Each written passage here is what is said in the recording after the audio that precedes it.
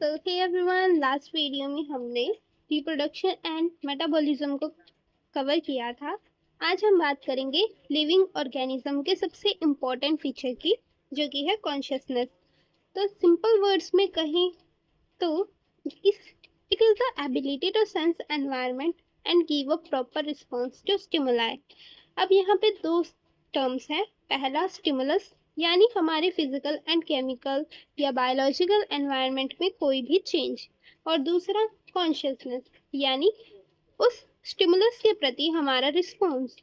हम अपने एनवायरनमेंट को कैसे सेंस करते हैं, अपने सेंस ऑर्गन के थ्रू हम अपने एनवायरनमेंट को सेंस करते हैं। ठीक है, चलिए इसका क्राइटेरिया चेक करते हैं। तो ये कॉन्शियसनेस एक छोटे से बैक्टीरिया से लेकर मोस्ट कॉम्प्लेक्स यूकैरियोट तक सभी लिविंग ऑर्गेनिजम्स में प्रेजेंट होती हैं। और क्या ये किसी नॉन लिविंग में मिलती हैं? बिल्कुल भी नहीं, कोई एक्सेप्शन नहीं है। इसीलिए जो कॉन्शियसनेस है वो डिफाइनिंग फीचर है लिविंग ऑर्गेनिजम्स का।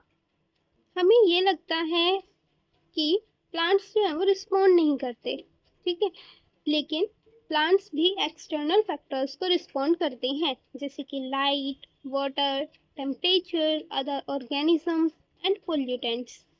इसका सबसे बढ़िया एग्जाम्पल होता है फोटोपेरियोडिज्म, यानी लाइट का ड्यूरेशन। ये लाइट ड्यूरेशन सीजनल ब्रीडर्स, चाहे वो प्लांट हो या एनिमल्स हो, उनके रिप्रोडक्शन को अफेक्ट करता है।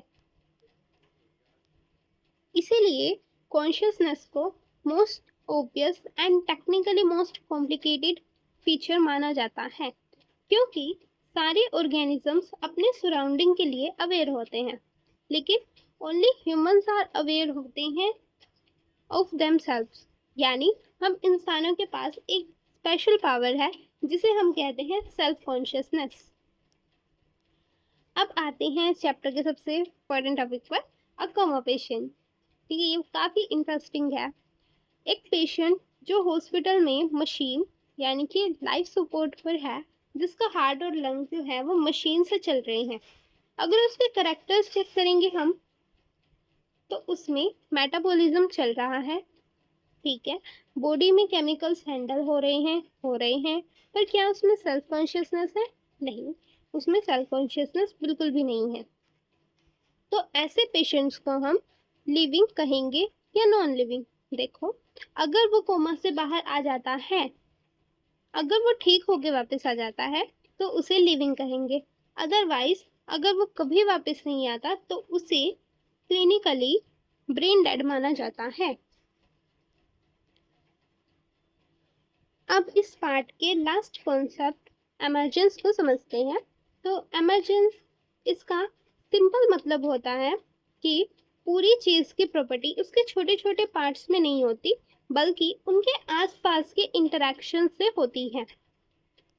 एनसीईआरटी इसमें दो स्टेटमेंट्स देती है कि properties of tissue constituent cell में प्रेजेंट नहीं होती, बल्कि वो सेल के आसपास के इंटरेक्शन की वजह से होती है, से अराइज होती है। ठीक वैसे ही प्रॉपर्टीज ऑफ सेलुलर ऑर्गेनेलिस उनके मोलिकुलर कॉन्स्टिट्यूएंट्स में नहीं होती, बल्कि उन मॉलिक्यूल के आसपास के इंटरेक्शन से बनती है।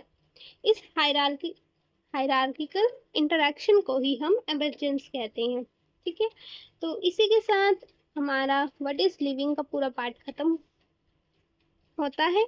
हमने सारे फीचर्स डिटेल में देख लिए हैं। अगली वीडियो से हम डाइवर्सिटी एंड टैक्सोनॉमिक कैटेगरी शुरू करेंगे।